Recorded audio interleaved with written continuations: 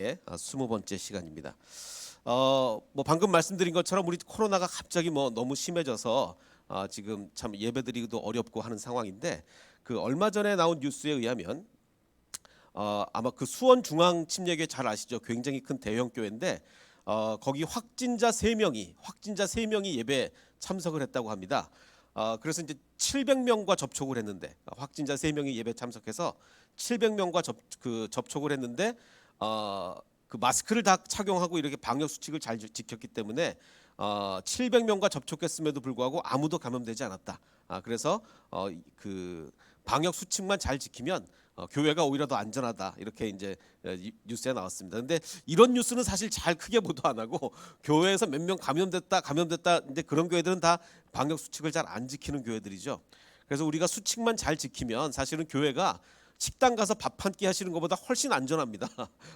그래서 지금 오늘도 보면 거의 대부분 교인들이 다 지금 댁에서 예배를 드리고 계신데 더 나오셔도 될 것 같습니다. 왜냐하면 방금 말씀드린 것처럼 식당 가서 밥 한 끼 먹는 것보다 교회 오시면 마스크만 잘 착용하시면 그 방역 수칙을 지켰는데 감염된 사례는 없습니다, 교회에서. 그렇기 때문에 교회가 안전하니까 예배에 많이 참석해 주십시오. 우리 지금 아마 수도권에는 그 의무적으로 비대면 예배 지금 하고 있는 걸로 알고 있는데, 그래도 우리 대전은 아직 비대면 예배가 가능하니까 대면 예배가 가능하니까 비대면 예배로 완전 전환되기 전에 많이 참여해 주시면 감사하겠습니다.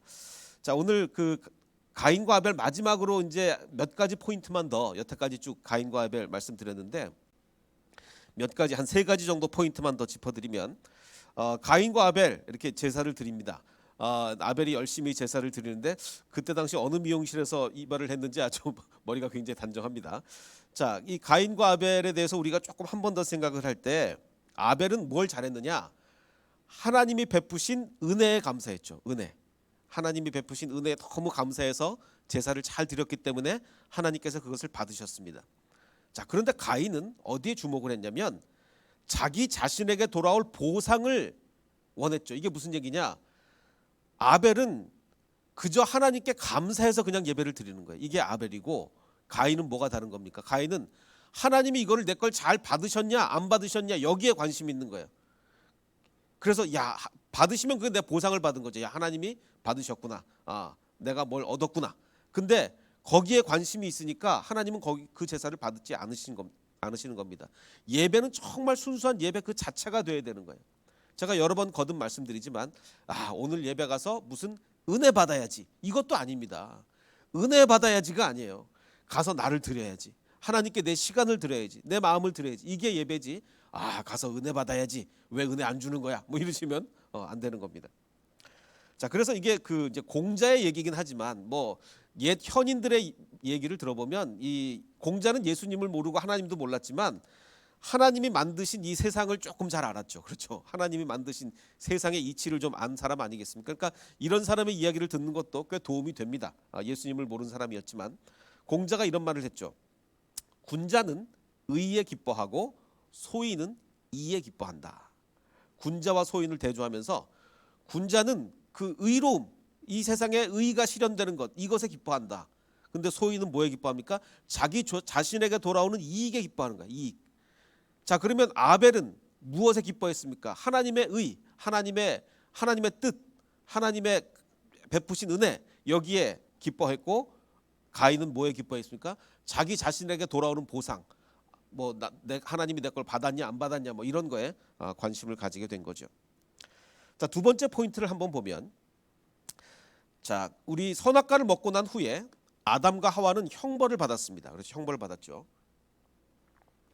그런데 뱀은 저주를, 형벌도 받았지만 저주를 받았습니다. 아담과 하와는 저주받지 않았어요. 뱀만 저주를 받았는데, 자, 그런데 나중에 사람 중에 누가 저주를 받습니다. 누구죠? 가인은 땅에서 저주를 받으리니라고 하나님이 가인에게는 저주까지 하셨어요. 자, 가인은 이제 저주를 받은 첫 번째 인간이 되는데, 자, 그러면 뱀은 어떤 저주를 받았느냐? 다리를 사용하지 않고 이제 기어다니도록 하게 됐다 그랬죠. 이제 그 기어다니면서 살아라라고 하나님이 이렇게 저주와 형벌을 내리셨는데, 이것은 무엇에 역행하는 것이냐면 생물학적 발전의 역행이죠. 물론 이제 진화를 얘기하는 게 아니고 생물학적 발전 단계를 얘기해 보면 기어 다니는 게 더 발전하는 거겠습니까? 걸어 다니는 게 당연히 다리로 걸어 다니는 게 발전적인 거 아니겠습니까? 자, 그런데 이 발전을 역행하는 처벌을 주신 거예요, 하나님이. 자, 또한 가인은 그러면 어떤 처벌을 받았느냐? 가인은 원래 농사를 짓는 사람이었어요. 농사를 짓는 사람이었는데 너는 떠돌아다니게 될 것이다 라고 하나님이 그렇게 명령을 하시죠. 떠돌아다니게 될 것이다. 그럼 이건 뭡니까? 자, 우리가 사회학적 발전을 얘기할 때 정착할 때 발전이 됩니까? 떠돌아다닐 때 발전이 됩니까? 농사를 지어야 인류가 발전하는 거죠. 인류가 농사 짓기 전에는 발전을 못했습니다. 농사를 지어야 발전하는 건데, 즉 농사 짓고 정착하다가 떠돌아다니게 될 것이다라고 한 것은 사회학적 발전에 역행하는 그런 처벌을 받게 된 것입니다. 자, 그런데 뱀은 생물학적 발전에 역행하는 처벌을 받았지만 여전히 이 세상이 사탄과 악이 지배하고 있죠. 하나님이 이런 처벌을 내리셨음에도 불구하고 여전히 이 세상을 사탄과 악이 지배하고 있습니다. 마찬가지로 가인도 사회적 발전에 역행하는 처벌을 받았으나 언제 바로 정착을 해버립니까? 그 아들 때, 지난번에 제가 말씀드렸죠. 아들 때에 도시를 짓고 바로 정착을 해요. 아들 때에 바로 정착을 하면서 문화 발전을 바로 시켜버리죠. 자, 그러니까 이건 뭡니까? 악의 적응력이에요. 악은 굉장히 적응을 잘합니다. 오히려 선은 적응을 참 힘들어요. 선은 어디 가도 선을 끼치고 이르기가 정말 힘든데 악은 굉장히 정착을 잘합니다. 그래서 정말 이게 악의 적응력이 아닌가. 정말 이 세상에 악은 이렇게 무섭게 우리에게 이렇게 다가오고 있는 겁니다. 자, 그리고 가인과 아벨, 오늘 마지막 세 번째 포인트까지 짚고 다음으로 한번 넘어가 보겠는데, 하나님 말씀하시죠. 가인아, 네 아우 아벨이 어딨냐라고 하니까 가인이 나 알지 못합니다. 죽여놓고도 알지 못합니다라고 하죠. 즉 이 가인은 뭐라고 말씀드렸죠? 하나님이 살인하는 순간에도 아벨을 지켜보고 계시다는 것을 모른 거예요. 들로 나가면 하나님이 날 못 보겠지. 그러니까 자, 우리 생각해 보시죠. 우리가 범죄를 할 때 하나님이 이렇게 지켜보고 계신다 생각하면 범죄를 못하면 어떻게 하나님이 지금 옆에서 우리 이렇게 보고 계신다 생각하는데 어떻게 죄를 짓습니까? 잠시 하나님을 잊으니까 범죄를 하게 되는 거예요. 그래서 지난번에 보여드린 사진, 하나님이 나를 보고 계신다. 이게 그 야채 가게였나 거기 이제 이 사장님이 붙여놓고 계셨는데, 자, 이것까지 제가 지난번에 말씀을 드린 거고, 자, 그런데 이제 우리는 이렇게 생각을 합니다. 지금 이 세상의 인구가 몇 명 안 될 때, 정말 몇 명 안 될 때는 하나님이 한 명 한 명 이렇게 다 정말 뭐 들에 나가도 보고 계시고 여기 다 보고 계신다고 하는데, 자, 지금 뭐 이 세상이 70억이 넘나요? 인구 몇 명이죠? 70억이 넘는 지금도 70억 인구를 한 사람 한 사람 지켜보고 계실까? 과연 정말 밤이나 낮이나 뭐 새벽이고 뭐 한 사람 한 사람 70억 인구를 아무리 하나님이 능력이 뛰어나도 지켜보고 계실까? 이게 피부에 와 닿습니까? 안 와 닿습니까? 이 피부에 잘 와닿지가 않아요. 아무리 뭐 능력이 하나님이라고 해도 인구가 70억이 넘는데 이거를, 이런 생각이 든단 말이죠. 물론 우리가 70억이 넘는 인구를 하나님이 한 사람 한 사람 보고 계십니까라고 얘기하면 우린 답은 뭐라고 그럽니까? 답은 그렇습니다. 이제 모범 답안을 말하지만 피부에 잘 와닿지가 않을 수 있을 것 같아서 제가 하나를 기사를 보여드리겠습니다. 요즘 중국에 법이 바뀌었다고 합니다. 벌써 1년 전에 바뀐 법인데, 중국에 이제 휴대폰을 개통을 할 때는 얼굴 등록을 의무화한답니다. 자, 우리도 여러분 뭐 페이스 아이디 하시죠? 그 얼굴 인식해서 휴대폰 딱 열리고 이런 거 많이 하는데, 그 휴대폰 얼굴 인식 정보가 어디에만 담깁니까? 내 핸드폰에만 담기는 거지, 그게 뭐 정부에 등록되고 이런 게 아니거든요. 자, 근데 중국은 뭐라냐면 얼굴 인식을 의무적으로 해가지고 정부에 다 등록을 시켜버려요. 그래서 중앙 정부가 온 국민의 얼굴 인식 정보를 다 가지고 있습니다. 자, 그래서 하는 게 뭐냐? 온갖 CCTV를 앞으로 뭐 몇 억 대를 더 선택, 뭐 4억 대래나, 하여간 CCTV를 앞으로 몇 억 대를 더, 전국에 중국 인구가 15억이 가까이 되죠. 몇 억 대를 더 설치를 해서 이거는 몇 년 전부터 이미 하고 있던 건데, 뭐냐면 예를 들어서 무슨 무단횡단, 이 중국에 가면 무단횡단이 얼마나 많습니까? 무단횡단을 딱 하면 거기 신호등 밑에 스크린이 있는 거예요. 얼굴 인식 딱 해가지고 이름, 주소, 직장까지 다 나온답니다. 망신 주려고. 저기 그 무단횡단을 못하게. 이것도 벌써 몇 년 전부터 하고 있던 건데, 근데 이제는 전 국민의 페이스 그 정보가 다 가지고 있으면 그때부터는 그리고 몇 억대 CCTV를 촬영하고 있으면 뭐 범죄자가 어디 뭐 숨을래야 숨을 수도 없고 뭐 그야말로 무시무시한 세상이 되고 마는 것입니다. 자, 그래서 우리가 이제는 피부에 와닿아요. 15억 인구를 하나님이 아닌 사람도 컴퓨터를 이용해서 한 사람 한 사람 다 관찰할 수가 있구나. 하물며 하나님이 이 70억 인구를 하나하나 다 알지 뭐. 그래서 하나님이 나를 보고 계신다. 이 문구가 이제는 이제 피부에 와 닿는 것 같아요. 정말. 자, 이제 창세기의 구조를 한번 좀 보겠습니다. 창세기 구조를 보면 창세기를 크게 두 개로 나누면 1장부터 11장까지로 나누고 그 다음에 12장부터 50장인데 마지막 제가 30장으로 잘못 썼네요. 12장부터 마지막 50장까지 이렇게 할 수가 있습니다. 자, 그러면 천지창조부터 노아의 홍수까지가 1장부터 11장, 그리고 12장부터 마지막 장까지는 아브라함부터 요셉까지인데 자, 얘기를 한번 보겠습니다. 천지창조는 1, 2장에 나와요. 그 다음에 3장부터 11장까지는 무슨 얘기냐면 선악과 가인, 노아, 홍수, 바벨탑의 이야기입니다. 자, 그러면 공통점이 딱 있죠. 뭐예요? 선악과 가인, 노아, 홍수, 바벨탑, 이거 뭡니까? 전부 다 죄에 대한 얘기예요. 죄. 인간이 죄 짓는 게 3장부터 10장까지 나와요. 그 다음에 12장부터 마지막 장까지는 아브라함부터 요셉까지 나오는데 뭐냐면 전부 다 하나님의 선택이에요. 모든 인류 중에 누구를 딱 선택합니까? 아브라함을 딱 선택하세요. 그 다음에 아브라함이 낳은 자녀 이스마엘과 이삭 중에 누구를 선택하십니까? 이삭을 선택하세요. 또 이삭이 낳은 자녀 에서와 야곱 중에 누구를 선택하십니까? 야곱을 선택하세요. 그러니까 하나님의 선택의 역사예요. 선택의 역사라는 건 바로 구원의 역사죠. 즉 그래서 이 창세기는 크게 세 가지 주제를 담고 있습니다. 창조, 타락, 구원. 창조, 타락, 구원이라는 이 세 가지 큰 주제를 가지고 있는 것입니다. 자, 그런데 이 이제 노아 홍수에 관한 이야기는 이제 다음 주부터 할 건데 이제 미리 잠깐 뭐 이렇게 여태까지 한 것과 다시 한번 살펴보면 지난주에도 말씀드렸듯이 노아의 홍수를 기점으로 해서 그 이전의 수명과 그 이후의 수명이 확연히 구별된다 그랬죠. 그 이전의 수명은 뭐 900살, 뭐 웬만하면 다 900살 살았습니다.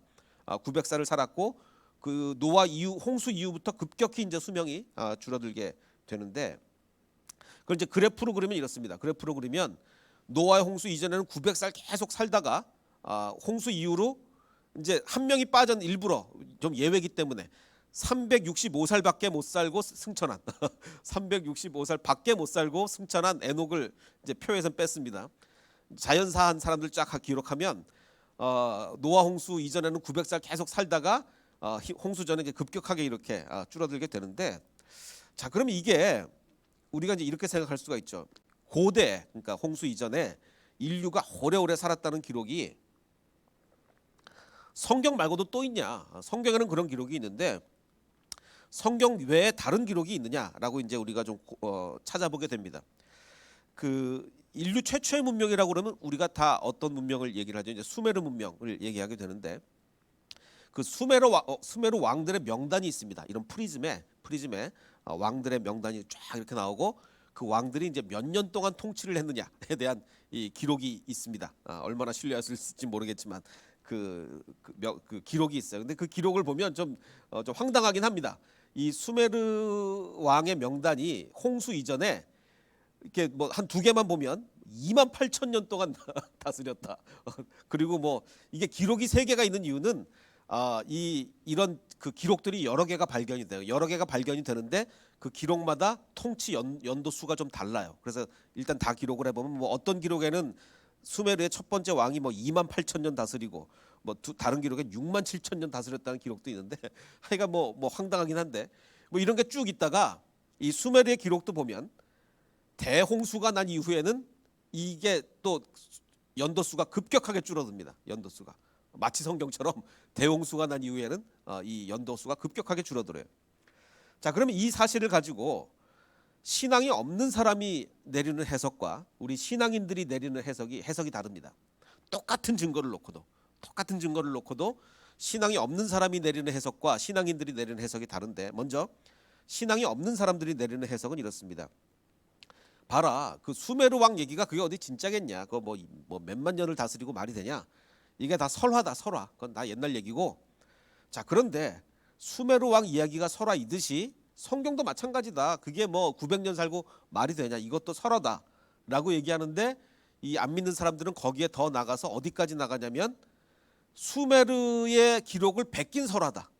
수메르가 인류 최초의 문명이니까 이건 수메르의 그 기록을 성경이 베낀 거다. 이렇게까지 얘기를 하게 됩니다. 이게 이제 비신앙인들의 해석이고, 자, 똑같은 데이터를 놓고도 우리 믿는 사람들은 전혀 다르게 해석하죠. 뭐라고 해석합니까? 자, 아니 성경에도 보니까 홍수 이전에 오래 살았다가 홍수 이전에 줄어들고, 수메르의 이야기도 보니까 홍수 이전에 오래 있다가 홍수 이전에 급격히 줄어들고, 이 서로 다른 두 비슷한 이야기가 있다는 것은 뭘 얘기하냐? 실제로 옛날에 긴 수명을 살았고 긴 수명 후에 홍수가 있고 수명이 줄었다는 게 실제로 있었는데 성경은 하나님의 성령의 도우심으로 성경의 이야기는 참된 이야기가 잘 보존된 거고, 지금까지 우리에게까지 참된 이야기가 잘 우리에게 보존이 된 거고, 수메르는 뭐 하나님이 수메르 기록을 뭐 보존을 하시겠습니까? 그게 아니니까 수메르나 이런 다른 이야기들은 변형이 되고 대들을 거쳐 내려오면서 변형도 되고 신화도 덧붙여지고 막 이러면서 그야말로 뭐 몇만 년을 다스렸다더라 뭐 이런 얘기가 돼버리고 말았다. 우리는 당연히 이렇게 해석을 한다는 거죠. 그러니까 똑같은 데이터를 완전히 다르게 해석하지 않습니까? 그래서 정말 중요한 게 믿음이 정보의 해석을 좌우하는 겁니다. 이게 정말 중요한 거예요. 믿음이 정보의 해석을 좌우합니다. 그래서 우리가 사실은 어떤 정보를 얻었느냐도 중요하지만 더 중요한 것은 어떤 믿음을 가지고 있느냐예요. 내가 하나님을 믿고 있으면 이 성경의 데이터와 수메르의 데이터를 딱 봤을 때, 야, 역시 하나님은 진짜로 계셨구나, 진짜로 홍수가 있었고 진짜로 오래 살았구나, 성경은 잘 보존됐구나라고 해석하는 반면에 믿음이 없는 사람들은 커봐라, 이거 완전히 다 신화다, 이렇게 얘기한다는 것이죠. 마찬가지입니다. 우리도 어떤 사람을 무조건 좋아하게 되면 어떻게 돼요? 그 사람이 하는 행동을 다 좋게 보죠. 뭘 해도 뭐 이렇게 코를 후벼도 뭐 다 좋게 보이고 뭐 별게 다 좋게 보입니다. 나 좋아하는 사람은. 근데 어떤 사람이 마음에 안 들어요. 그러면 그 사람이 아무리 좋은 일을 해도 다 싫어 보이는 거예요. 다 싫어 보이는. 정치에서도 마찬가지입니다. 지지하는 정당이 있고 지지하지 않는 정당이 있으면 지지하지 않는 정당에 하는 일은 다 나쁘게 보여요. 아니 그 사람들도 뭐 사탄입니까? 지지하지 않는 정당들도 다 사람이고 지지하는 다 사람이에요. 또 지지하는 정당 거는 무조건 뭐 무슨 빠라 그러죠. 요즘 뭐 다 좋아 보이죠. 아닙니다. 내가 아무리 지지하는 정당이라도 그 사람들도 다 사람이고 그 사람들 다 잘못한단 말이에요. 그게 잘못된 거죠. 무조건 지지하는 정당이라고 좋게 보고 지지하지 않는 정당을 나쁘게 볼 게 아니라 다 그 안에 뭐 그러니까 그게 우리가 그런 거예요. 근데 어쨌든 이건 달라야죠. 우리가 믿음을 가지면 정말 우리는 옳은 해석을 할 수 있다, 그런 얘기입니다.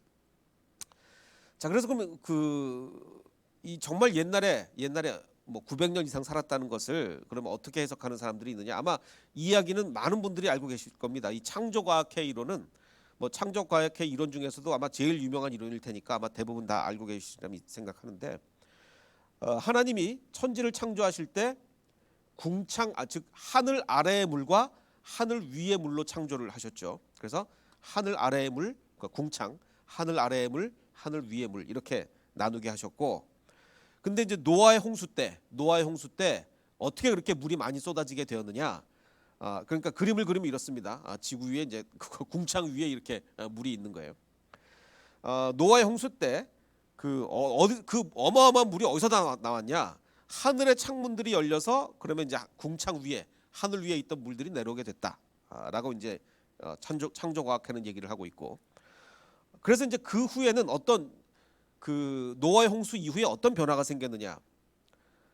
추위와 더위가 노아 홍수 이후에 생겼다는 거예요. 그 이전에는 추위 더위가 없었습니다. 여름과 겨울도 없었습니다.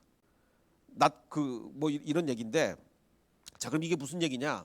아니 그러면 저 위에 물이 덮고 있으면 왜 추위 더위도 없고 낮과 밤도 여름과 겨울도 없느냐? 이게 물이 저기를 이게 물이 그 하나의 보온제 역할을 합니다. 그래서 온 지구를 1년 내내 따뜻하고, 심지어는 북극과 남극까지도 이게 물이 없으면 직접 햇빛이 쏘이기 때문에 적도는 엄청 뜨거워지고 이 경사가 나는 북극은 굉장히 추워지게 되는 건데 이제 그림을 그리면 이렇습니다. 그리고 이제 태양에서 그 뭐 자외선을 비롯한 온갖 우리 그 몸에 우리 건강에 문제를 줄 수 있는 온갖 그 전파들이 오죠. 그거를 물이 다 막아준다는 거예요. 물이 다 막아주면 홍수 이전에 물이 다 막아줘서 그리고 이제 그 다른 빛들은 들어와서 이제 온실 효과를 일으켜서 따뜻하게 된다 이제 이런 얘기인데 그래서 궁창 위의 물이 태양으로부터 온갖 해로운 파장을 막아주어서 1년 내내 온화한 기온 심지어는 북극과 남극조차 따뜻한 그렇게 되는데 나중에 이제 이게 노화 홍수로 싹 없어져 버리면 이제 이게 다 뭐 북극은 엄청 추워지고 남 그 적도는 더워지고 이렇게 되는 거죠. 그래서 이제 긴 수명이 가능했다라고 이제 그 창조과학에서 주장을 하고 있습니다. 자, 그럼 이제 이거를 우리가 어떻게 해석을 해야 되느냐? 물론 뭐 얼마든지 가능한 이야기고 또 뭐 물론 반박도 가능합니다. 그래서 저는 이렇게 해석을 합니다. 이게 물론 굉장히 합리적인 해석인 것 같고 굉장히 설득력 있고 합니다. 그런데 완전히 단정짓기에는 아직 연구가 더 필요하다라는 생각이 듭니다. 왜냐하면 정말 이렇게 물이 이렇게 싸고 있을 때 인류의 수명에 근데 오히려 또 더 햇빛을 또 직접 못 받으니까 또 문제가 생길 수도 있잖아요. 그래서 그런 연구가 아직 정확하게 되지 실험 데이터가 없기 때문에 이론만 가지고는 이제 주장을 하긴 좀 어렵고 어쨌든 굉장히 합리적인 해석이긴 하나 조금 더 연구가 필요하다 이렇게 생각이 듭니다. 그럼 결론은 사실은 지난주에 말씀드린 거예요. 지난주에 이상구 박사님이 고3 때 어떻게 했다고 그랬어요? 친구들이 막 뭐 저기 해가지고 성경 읽어보라고 그래서 성경 읽어봤더니 노아가 950년을 살았다. 말도 안 되는 얘기해서 성경책을 쓰레기통에 집어 던졌다 그랬는데 나중에 나이 들어서 정말 공황장애가 오고 마음이 너무 가난해져 있을 때 정말 뭐 어떻게 뭐라도 붙잡고 싶을 때 성경책을 딱 폈더니 똑같은 구절 노아가 950년을 살았다. 이 구절을 읽고 이제는 똑같은 구절을 읽고 성경책을 쓰레기통에 집어던지는 게 아니라 하나님 감사합니다. 이렇게 나오는 거 아니겠어요? 자, 그러니까 정말 중요한 것은 이것은 우리 이성의 영역에서 믿음의 영역으로 바꾸는 게 중요하다. 이성의 영역에서 우리는 정말 이성을 추구해야 하지만 정말 궁극적으로 갈 때는 믿음밖에 없습니다. 궁극적으로 믿음밖에 없으니까 이성의 영역에서 믿음의 영역으로 넘어가는 게 중요하다. 이렇게 이 900살 산 얘기는 뭐 이걸로 이제 결론을 내리면 될 것 같습니다. 자, 이제 오늘 사실 말씀의 주제는 동명이인에 관한 이야기입니다. 동명이인. 우리 예배 참석하신 분들 동명이인을 많이 보셨습니까? 동명이인. 저는 이름이 좀 특이해서 살면서 동명이인을 한 번도 만나본 적이 없습니다. 한 번도. 뭐 성은 달라도 이름이라도 같은 사람을 물론 이제 그 우리 옛날에 독립운동가 신익희 선생님 이름을 따서 제 이름을 짓긴 했는데 이 살면서 이키라는 이름을 가진 사람을 저는 성은 뭐 둘째치고라도 한 번도 본 적이 없어요. 근데 오늘 이제 주제가 동명이인인데 자 우리나라에서 가장 많은 동명이인을 가진 이름이 뭐냐? 우리나라에 4335명이 똑같은 이름을 가진 이름이 있습니다. 어떤 이름일까요? 무려 한국에 똑같은 이름이 4만 명이 넘는 이름이 있어요. 뭐냐면 김영숙이라는 이름이 4만 명이 넘는다고 합니다. 그리고 이제 두 번째부터 뭐냐 이게 쭉 나오는데 김정숙, 김정희, 김영희, 김영자 전부 다 여자 이름이에요. 그러니까 이거는 아무래도 여자 이름이 그 다양성이 좀 적다라는 것을 의미할 수도 있겠는데 그래서 저도 이제 동명이인이 오늘 말씀의 주제라서 혹시 제가 살면서 한 번도 못 봤지만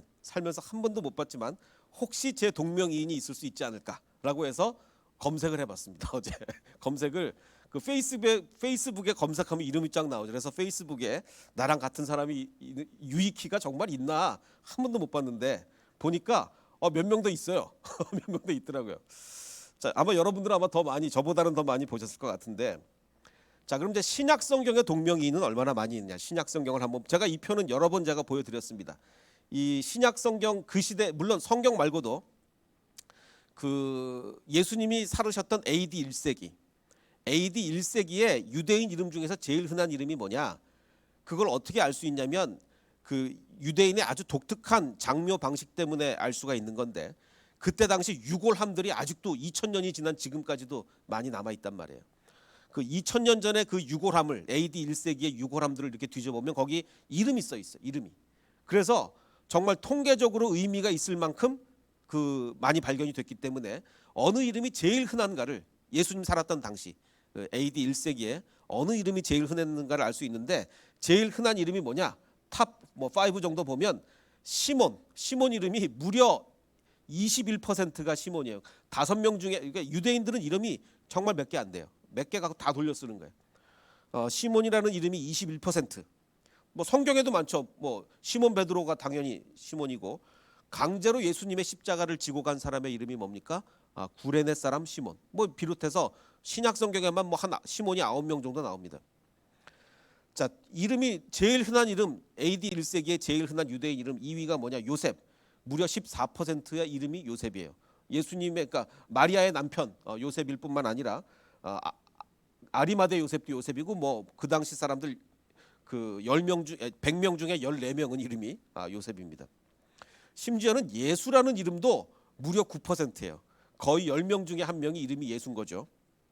신약 성경에도 나옵니다. 그 사도행전에 보면 그 사도 바울 이름이 일행이 그 바보라는 그 도시에 이르러서 예수의 아들이라는 예수라는 유대인 거짓 선지자를 만나기도 하니까 그 예수라는 이름도 굉장히 흔했던 이름이죠.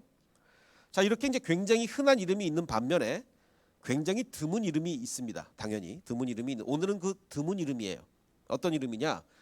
성경에 단 2명만 있는 동명이인이에요. 물론 성경에 2명만 있는 동명이인이 창세기 말고도 꽤 여러 군데 있긴 하나 대부분은 사실은 그냥 연관성은 없고 단순히 아무 관계 없는 동명이인인 경우가 많이 있는데 오늘의 동명이인은 굉장히 특이합니다.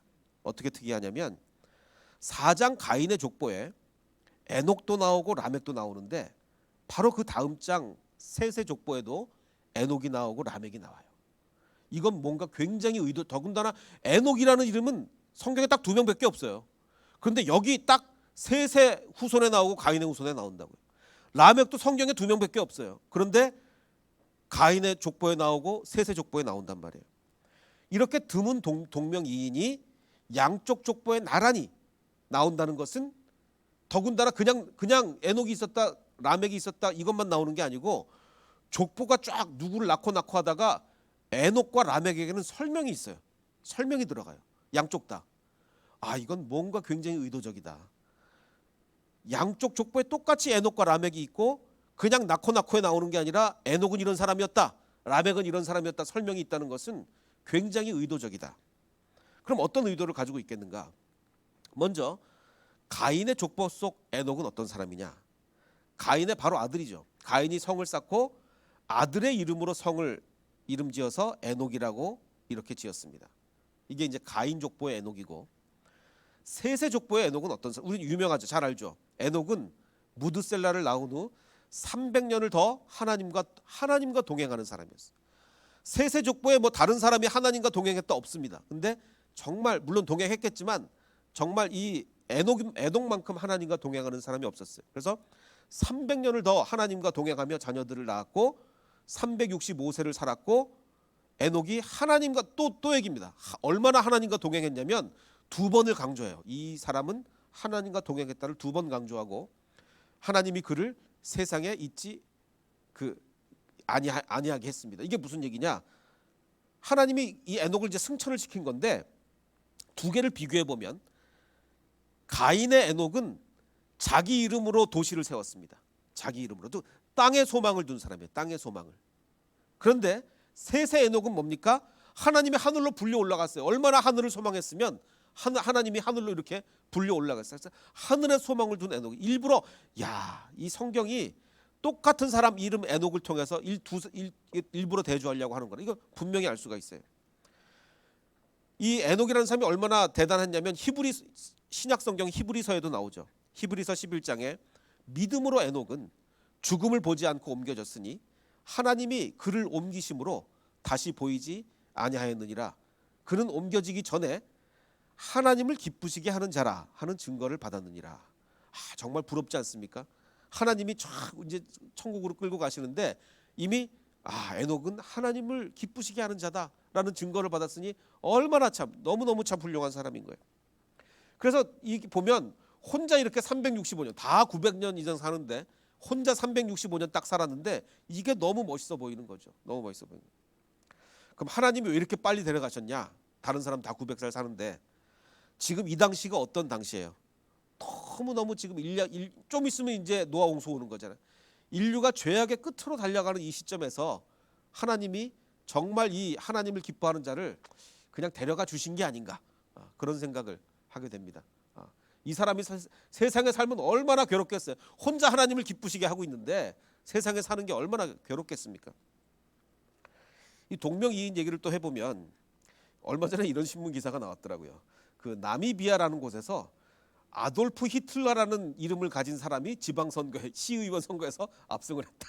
이름이 아돌프 히틀러예요. 그래서 야, 이 사람 나치 숭배자인가 보다라고 해서 봤더니 그게 아니고 이름만 그런 거예요. 이 사람의 소속한 당이 집권당인데 식민 지배를 청산하고 백인 소수 통치를 반대하는, 나치하고는 정반대죠. 나치하고는 정반대 당인데 그래서 자기도 나는 세상을 지배할 생각이 없다라고 이렇게 얘기하는데, 그럼 당신 이름이 어떻게 아돌프 히틀러가 됐냐라고 했더니 아버지는 정말 이제 뭐 학교도 못 다니고 뭐 다 그랬었을 테니까 아프리카에서 아버지는 아마 아돌프 히틀러가 누군지도 몰랐을 거다. 이 나라가 그 독일의 지배를 받았던 나라래. 그래서 아돌프라는 이름이 흔하답니다. 그래서 아버지는 아마 아돌프 히틀러가 누군지도 몰랐을 거다. 심지어 나도 어릴 적엔 내 이름이 정상이라고 생각했다. 나중에 알고 보니까 아돌프 히틀러라는 사람이 있더라. 뭐 이렇게 됐는데, 자, 같은 아돌프 히틀러인데 그 독일의 아돌프 히틀러는 정말 그 천하의 악인이고, 이 사람은 오히려 백인 소수 통치를 반대하는 이제 그런 당이 정반대의 삶을 살아가는, 지금 오늘 얘기가 그거예요. 똑같은 이름인데 정반대의 삶을 살아가는 거예요. 자, 방금은 이제 우리가 에녹을 얘기했고, 두 번째 라멕인데 가인의 족보에 라멕이 나옵니다. 이건 했어요. 라멕이 어떤 사람이었죠? 지금 가인의 아들들이 대단한 아들들이에요. 그러니까 그 라멕의 아들들, 라멕이 세 아들이 있었는데 어마어마 대단한, 뭐 경제적으로도 완전히 세상을 지배했고, 문화, 뭐 예술인, 뭐 기술, 완전히 그 아들들이 세상을 다 다스리는 어마어마한 사람이 라멕이었는데, 이 라멕이 노래를 하죠. 이 노래가 얼마나 신학적으로 중요한 의미가 있으면 이 족보에 이런 긴 노래가 다 기록이 됐겠습니까? 신학적으로 이 노래가 굉장히 중요한 거예요. 라멕이 아내가 두 명이었죠. 아내들에게 이르되 아다와 실라여 내 목소리를 들으라, 라멕의 아내들이여 내 말을 들으라.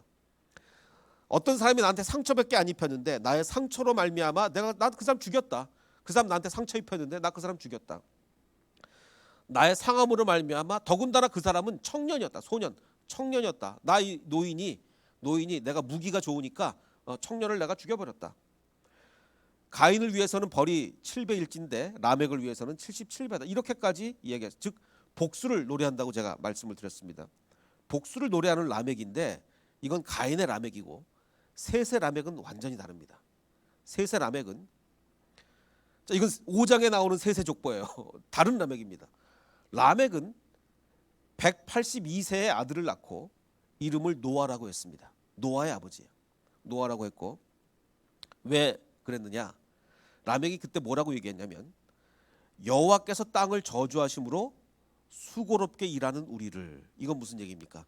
하나님이 그 아담과 하와가 이제 선악과를 따먹고 나서 땅이 저주를 받았다. 이제 너희는 굉장히 고생, 여기서 말하는 수고는 이자본, 고생이란 뜻이죠. 너희들이 고생해야 먹고 살 수 있을 것이다. 이렇게 말씀하셨잖아요. 그래서 하나님께서 땅을 저주하심으로 정말 고생하고 있는 우리를 이 아들 노아가 위로할 거다, 안위하리라 라고 이야기를 합니다. 그래서 라멕은 노아를 낳은 후 595년을 더 지나며 살았고 770세를 살고 죽게 되었습니다. 자, 이건 뭐냐면 가인의 족보의 라멕은 어떤 사람이었습니까? 복수를 노래했어요. 복수. 셋의 족보의 라멕은 어떤 사람입니까? 위로를 강구합니다. 위로. 하나님, 노아를 낳고 나서 이름을 노아, 위로라고 짓고 나서 하나님이 위로해 줄 거다. 네, 하나님 위로해 줄 거다. 자, 이렇게 보면 동명이인의 완전히 다른 삶. 이거 성경이 일부러 의도했구나. 이거 성경이 의도했구나. 똑같은 사람 에녹을 2명 등장시키고 두 족보에 똑같은 사람 라멕을 2명 등장시켜서 완전히 다른 삶, 180도로 다른 삶을 사람들을 비교함으로써 우리한테 메시지를 주고 있구나. 이렇게 얘기하고 있는 것입니다. 동명이인의 전혀 다른 삶이죠. 자, 그런데 세상의 평가를 볼까요? 지금 우리는 제가 말씀드리면서 야, 가인의 족보의 에녹은 정말 이랬는데 셋의 족보의 에녹은 정말 이렇게 훌륭한 사람이었다. 뭐 이렇게 그 셋의 족보를 칭찬을 했는데 세상의 평가는 어때? 우리가 지금 성경의 믿음의 눈으로 보지 말고 세상의 눈으로 한번 보겠습니다. 세상의 평가는 뭐예요? 가인의 아들 에녹은 야, 도시의 이 사람 이름이 에녹인데 도시 이름이 에녹인 거예요. 도시를 기록한 뭔가 성취한 에녹인 거예요. 자, 셋의 후손 에녹은 뭡니까? 그냥 어느 날 사라졌어요. 그냥 어느 날 사라진 에녹이에요. 또 라멕을 볼까요? 라멕은 세 아들들이 세상을 막 떵떵거리며 지배합니다. 젊은이까지 죽일 수 있는 정말 뭐 대단한 라멕이에요. 정말 가인의 라멕은 대단한 라멕이죠. 그런데 셋의 라멕은 무엇라고 고백합니까? 하나님이 이 땅을 저주하심으로써 정말 수고롭게 히브리어로 잇잡은 고생이라는 우리를 노아를 통해서 하나님이 위로해 주실 거다. 즉 뭘 얘기하냐면 그 셋의 후손 라멕의 삶이 얼마나 고단했으면, 얼마나 고단하게, 정말 고단하게 살았으면 이런 하나님께서 땅을 저주하셔가지고 우리가 지금 이 고생을 하고 살아가고 있다. 노아를 통해서 하나님이 위로해 주시기를 간구한다. 얼마나 고생스러운 삶을 살았으면 라멕이 이런 완전히 대조죠. 가인의 라멕은 막 떵떵거리면서 사는 거예요. 근데 셋의 후손 라멕은 정말 고통 속에서 하나님 너무 고생하지 못 힘듭니다. 노아를 통해서 좀 위로해 주십시오. 이런 거죠. 세상의 평가는 완전히 달라요. 완전히 달라요. 그런데 뭡니까? 여러분 어떤 삶을 사시겠습니까? 세상이 아무리 좋게 평가를 해도 하나님의 평가를 받아야 되지 않겠습니까? 정말 셋의 후손 에녹처럼 살아야 되지 않겠습니까? 셋의 후손 라멕처럼 살아야 되지 않겠습니까? 그래서 저는 아까 그 똑같 저와 동명이인을 가진 몇 사람의 명단을 쫙 이렇게 보면서 아, 하나님, 물론 뭐 누구를 뭐 경쟁해서 이기겠다 이런 마음이 아니고 정말 그래도 유익희 중에 제일 좀 하나님의 뜻에 합당한 유익희가 되게 해주십시오. 그런 기도를 했습니다. 아마 여러분도 그런 기도를 하시기를 바랍니다. 정말 우리 강은규 중에 정말 이 땅의 한 대한민국의 강은규 중에는 정말 최고의 강은규가 되기를 바라고 또 대한민국의 우리 권주영 중에 최고의 권주영이 되기를 그런 마음으로 우리가 기도하며 정말 주님에게 좋은 평가를 바라시는 저와 여러분이 되기를 주님의 이름으로 축원합니다. 그래서 우리가 이제 찬양하겠는데요. 하나님의 꿈이 나의 비전이 되기를 원합니다. 근데 그거는 세상이 평가할 때는 정말 아무것도 아닐 수 있어요. 365년 살다가 하늘로 쑥 어느 날 그냥 없어져 버렸습니다. 세상이 평가할 때는 아무것도 아니죠. 세상이 평가할 때는 야, 가인의 에녹, 도시가 이름이 에녹이에요. 근데 정말 하나님의 꿈이 나의 비전이 되고 예수님의 성품이 나의 인격이 되는 그걸 바라시면서 함께 찬양하겠습니다.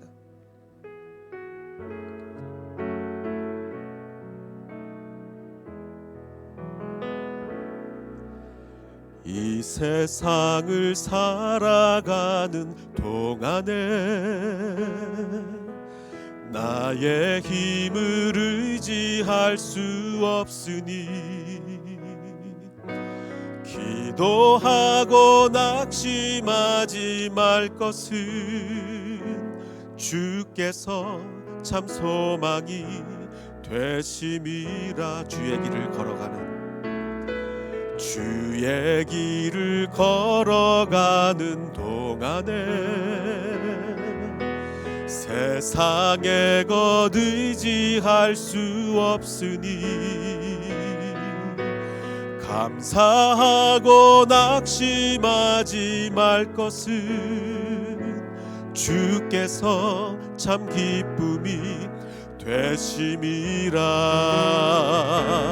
하나님의 꿈이 나의 비전이 되고 예수님의 성품이 나의 인격이 되고 성령님의 권능이 나의 능력이 되길 원하고 바라고 기도합니다. 우리 잠시 기도하게 될 때 아버지 하나님 그렇습니다. 하나님의 꿈이 나의 비전이 되기를 원합니다. 내가 셋의 후손이 되게 하여 주시옵소서. 이 세상에 무엇을 이루는 것이 뭐가 그렇게 중요하겠습니까? 물론 우리가 그것도 추구해야 되겠으되 정말 우리에게 중요한 것은 하나님의 인정을 받는 것입니다. 하나님이 우리의 제사를 받으시는 겁니다. 하나님이 나의 예배를 받으시는 겁니다. 아버지 하나님, 정말 내가 몸과 마음을 다 주님께 드리오니 나를 받아주시고 정말 나를 주님의 뜻에 맞는 사람으로 삼아주시옵소서. 우리 함께 기도하겠습니다. 아버지 하나님 감사합니다. 정말 우리가 많은 동명이인 가운데 정말 하나님의 뜻에 합당한 사람이 되기를 원합니다. 아버지 하나님께서는 우리 성경을 통해서 일부러 2명의 에녹을 비교하셨습니다. 일부러 2명의 라멕을 비교하셨습니다. 아버지 하나님, 우리가 세상에서 성공을 거둔 것이 무엇이 그렇게 중요하겠습니까? 아버지 하나님, 내 마음에 정말 진정한 기쁨은 세상의 것을 이룰 때 기쁨이 아니라 하나님께서 나를 인정해 주실 때, 하나님이 내 은혜를 내 기도와 내 제사를 받으실 때라고 믿습니다. 아버지 하나님, 나를 축복하여 주시고 우리 햇세드의 모든 가정들이 정말 우리의 삶을 하나님께 드리는 아름다운 가정이 될 수 있도록 축복하여 주시옵소서.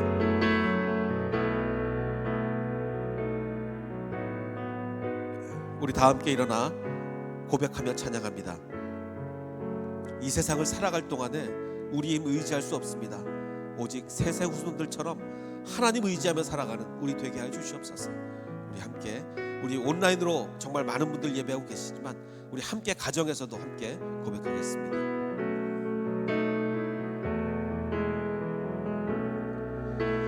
이 세상을 살아가는 동안에 나의 힘을 의지할 수 없으니 기도하고 낙심하지 말 것은 주께서 참 소망이 되심이라. 주의